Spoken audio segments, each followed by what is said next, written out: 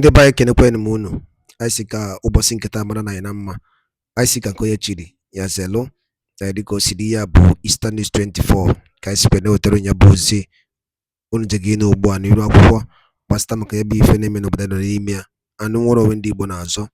Alright, dịka o si dị, ọ ka bụkwa issue on concerning ya nke ikpeazụ agbagote onye fụrụ Maazị Nnamdi Kanu kene. Indeed, Maazị Nnamdi Kanu is a prophet. He unveiled this thing years far back ago, 2014, 2015, 2016. He unveils these things. But based on the hit lead,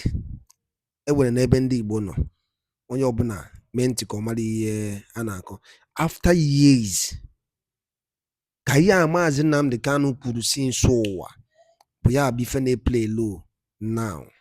And as I'm telling you, Donald Trump nke ikpeazụ ọma ndịkwa mma. Donald Trump dị aka o ji wepụta kịta adọrọ dị mma. Mana tupu anyị aga n'ilu, gigodi video anụnwa now. Yes, this is according to international media. Go video I will tell you now. You can see ya drop right feature. All right. Case. An American congressman has said that monies were funneled to fund groups causing mayhem in Nigeria. What's your take on that, sir? Well, thank you very much for having me on your program again. Good morning, Rufai. Good morning, Nayo. Good morning, Professor K. Morning, sir.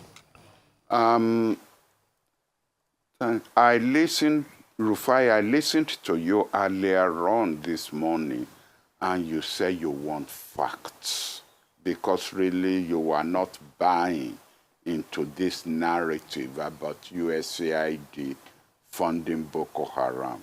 Well, I'd like to give you some facts. I served on the Boko Haram committee. Now, 2 plus 2 at times has to be equal to 4. So even if I can't give you 4, but I can give you 2 plus 2, we would then have to come to the conclusion that I'm giving you 4. I served on that committee, and villagers kept telling us that in the middle of the night, helicopters piloted by white people kept landing and offloading guns, goods, and all kinds of and money to these people. Now, villagers they don't even know who these white people are, and they have no reason to lie to us. Now, we made a mistake. When I said some of us on the Boko Haram committee made a mistake. We thought it was the French that were doing this. Now we have an American congressman said, no, it was the Americans who were doing this.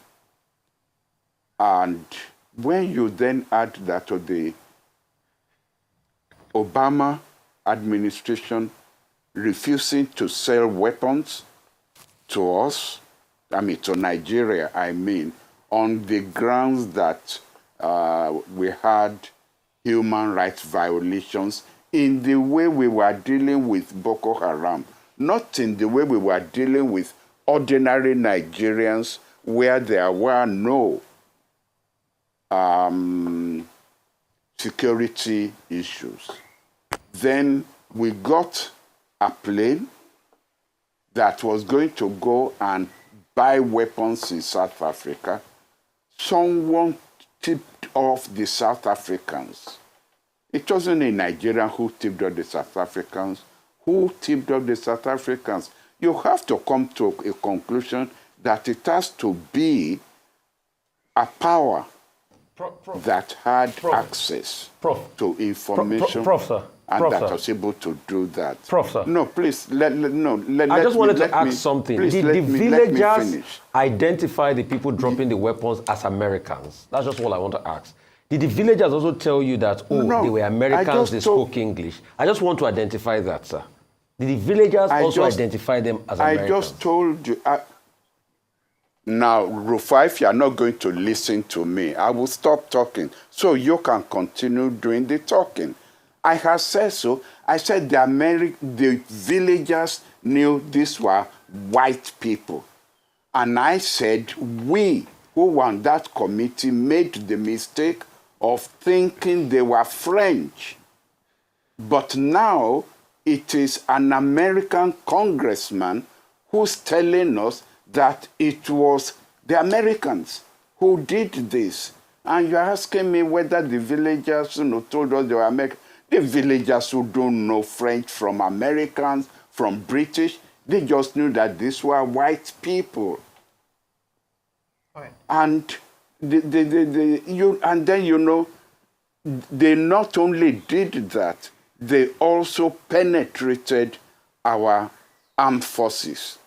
Because behind the scene, our boys would tell us that there were times when they will have Boko Haram people in the sight of their guns, and they will now ask their headquarters for permission to open fire, only for their superior officers to tell them to pull back and not open fire.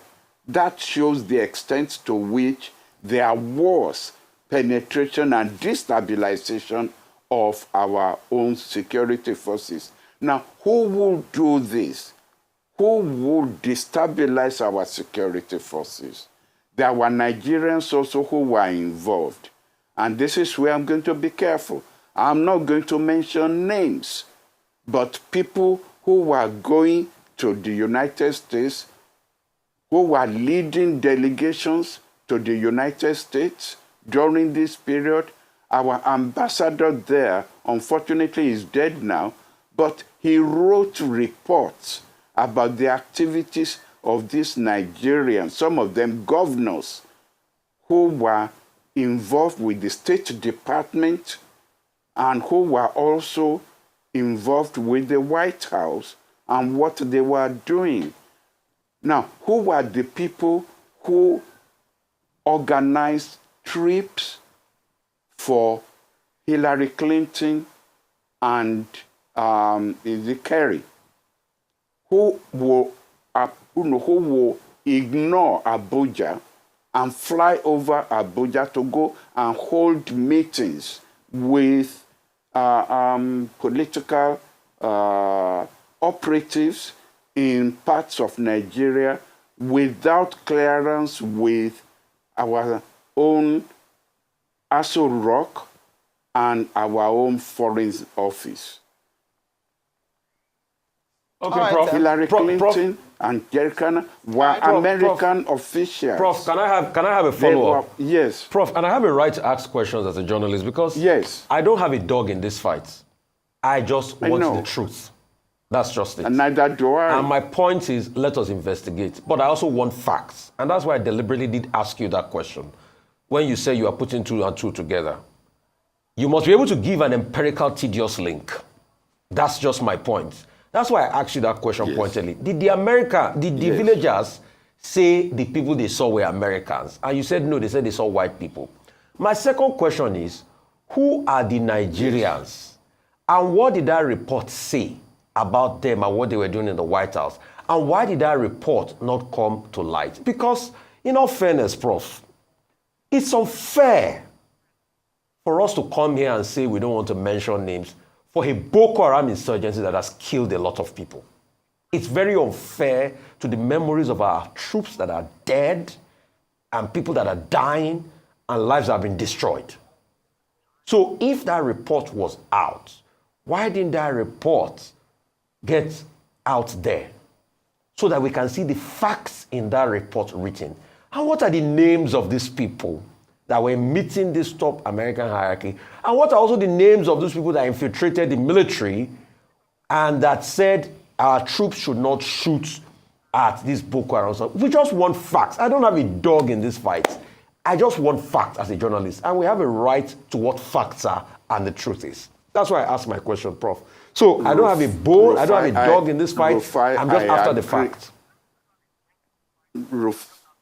Rufai, I agree with you.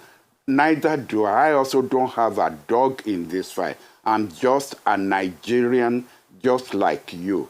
Now, if you take the newspapers during the period when Jonathan was in power, you will find the names and pictures of Nigerians in high places who were visiting Washington, pictures taken in the White House, pictures taken in the State Department. You will find those pictures. They are not hidden.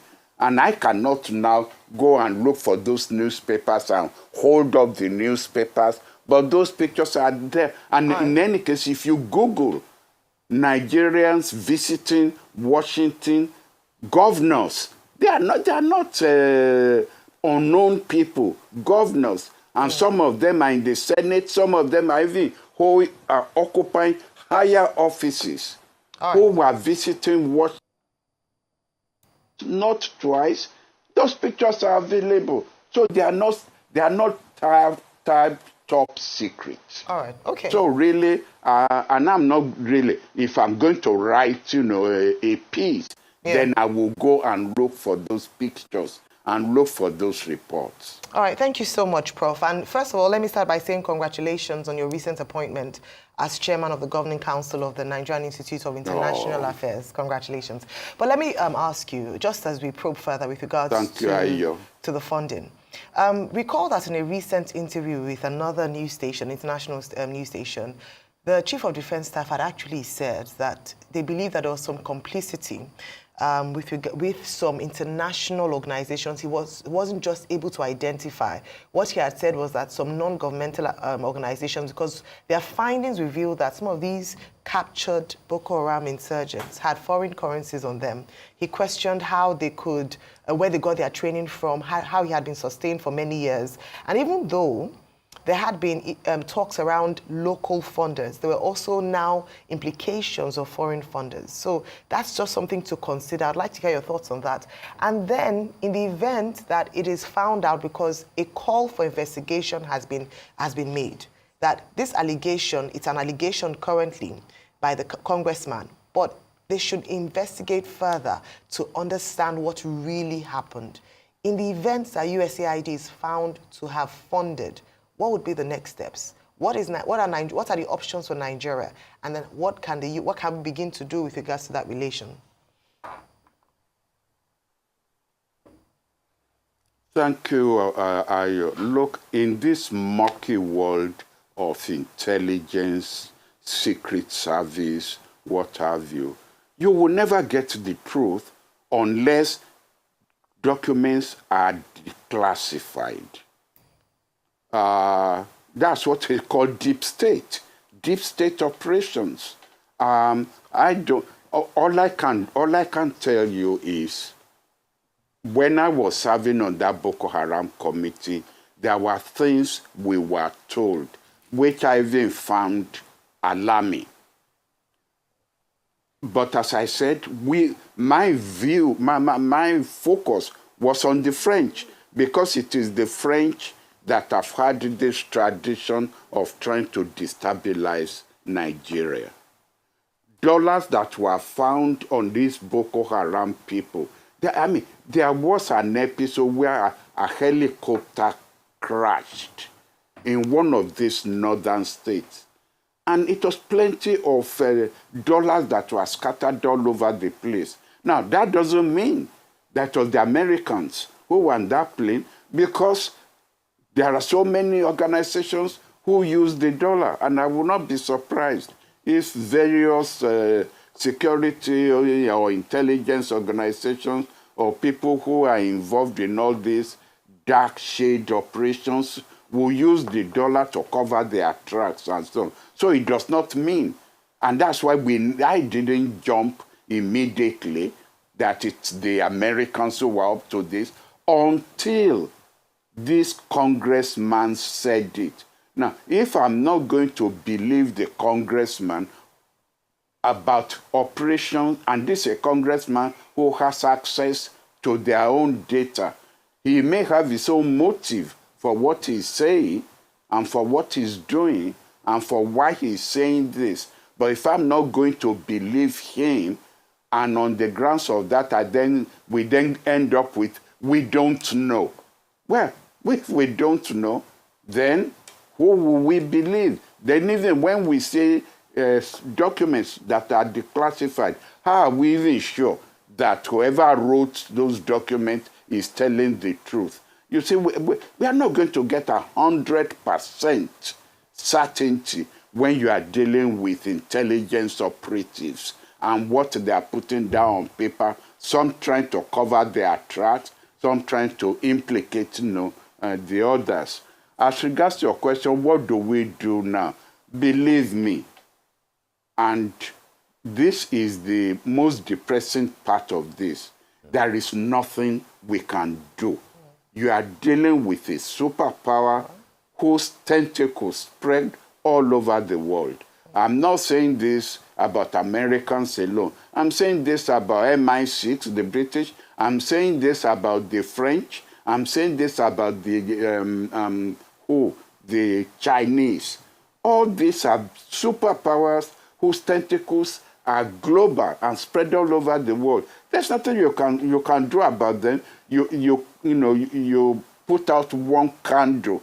Do you know how many candles that there are? How many of them are operating? Is the one that you know that you focus on, but there are others, many others. Earlier on, they were talking about Chile. What happened to Allende in Chile?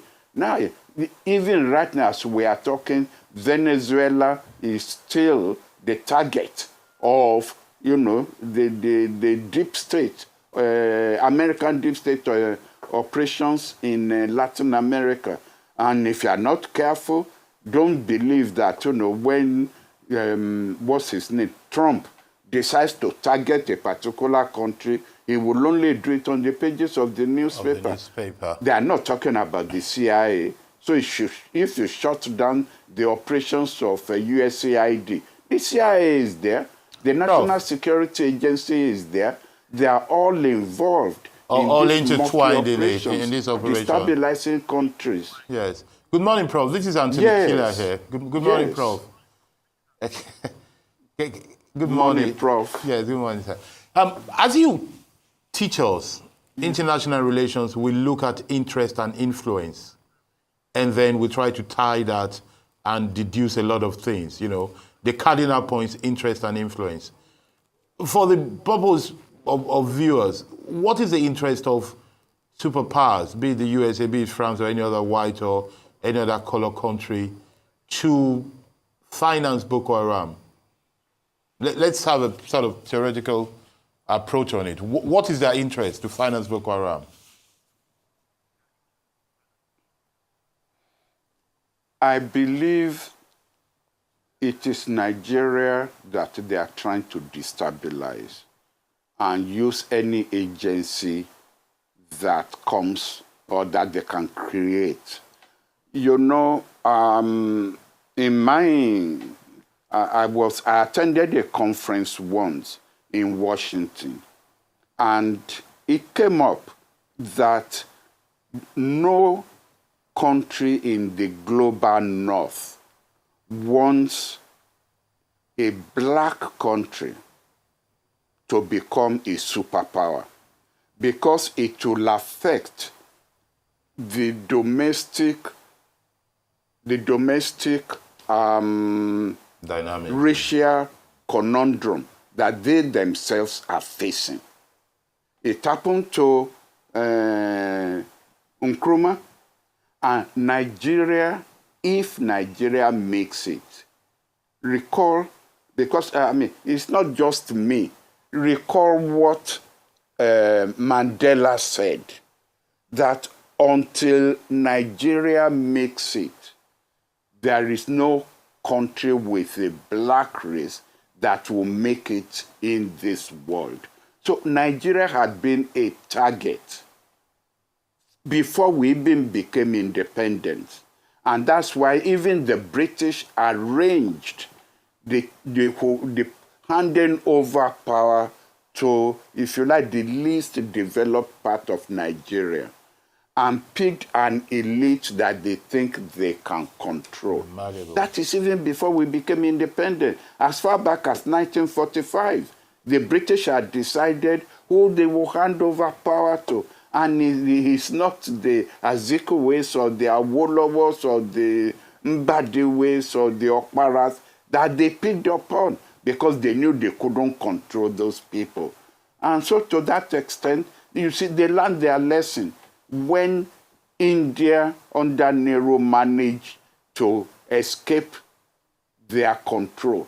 They learned their lesson that from then on, any of their countries, any of their colonies that is going to become independent, they have to ensure that the person they're handing over power to is the person they can control, so that they can continue to control those countries. And Nigeria had been a target. So I can't answer why they picked on Boko Haram. Honestly, I can't. I haven't given a thought. Why Boko Haram? Yeah. Okay. Prof, you see, as a journalist, my job is facts. I eat and sleep facts. Again, I've gone through the newspaper article of the 12 governors in the north that went to America, and they talked about how they were going to, get more aid for development of their region and all of that. This was, in fact, some of the key personnel that were part of the governors then are in higher positions today in the country. I'm happy you made mention of the Salvador Allende case. I could only speak to the case because they were declassified documents by the perpetrators of the action based on what they did with ITT sponsoring the newspaper outfit called El Mercurio in Chile against Salvador Allende. And also there were valid court deposition from the families of General Schneider, the general that was killed leading up to the assumption of office by Augusto Pinochet in Chile. I have facts to that. Based on all of this, can we get a Nigerian intelligence report? Because, okay, let's say the West might be biased, they will not show us the link. At least we should have some internal reports that might have been able to prove this link. Because, yes, we can say speculations. We've talked about the Leahy laws. But a lot of people will argue with you, Prof, that America too had also used the Leahy laws on a couple of, other people. You talked about the case of South Africa, we're trying to buy weapons and all of that. Some people will argue with you, yes, that was also the case, but also Nigeria finally also got those weapons, from other sources. In fact, based on your argument, when we extended the date of the election in 2015, we made some stride in clearing Boko Haram, and elections were held in those areas. So all I just want is there any report I can hold on to as regards this activity of the United States? All I'm just after is a fact. Is there maybe like a Nigerian intelligence report we can quote? Rafael, yes, I accept that as a journalist, you go after facts. As a scholar, I'm also interested in getting my hands on facts. However, the theory of rational thinking means in the absence of facts, when you are dealing with intelligence operations, you can make deduction. And from those deductions, you can come to conclusions that even you will come to while you are dealing with facts. I think that is the difference between you and I. During this period, the northern governors were not talking only about getting aid for development. They were even accusing Jonathan of the one who was, for his own electoral purposes, building up Boko Haram. Yes. They were making that kind of, allegations. All right. And, one knows. All right. And at the end of the day, at the end of the day, Jonathan got a security organization from South Africa who almost fought Boko Haram who almost defeated them. But when Buhari came to power, he asked the South African military security organization to disengage. Again, all these are facts that are in the press. All right. Okay, thank you so much, Prof, and yes, thank you for your time with us this morning. But before we let you go, we cannot but talk about Pa Ayo Adebanjo, whom we lost as a nation on Friday, 14th of February, early hours of the morning. I don't know if you had a relationship with him, but I'm sure you must have paid attention to his works over the years as a journalist, as a lawyer, as an activist, as a nation builder. And I don't know if you have a few things to say about him this morning before we wrap up. Oh, thank you. Oh, yes, of course, I had a relationship with Pa Ayo Adebanjo, a fighter, a warrior to the end. He's a man who didn't mince words. And if you are going to a battle, that's the kind of a person you want on your side. He didn't mind whom he confronted as long as he believed in what he was doing. What came to my mind, if you don't mind my saying this in Yoruba, people will say, who said that? I heard somebody say Yoruba. Erinwo ajanoku sun be ole. I mean, that's an iroko that are just falling in our political scene. He was a very brave man. If you want to know what bravery is, come to Papa Ayo Adebanjo. He fought the fight, he fought the battle.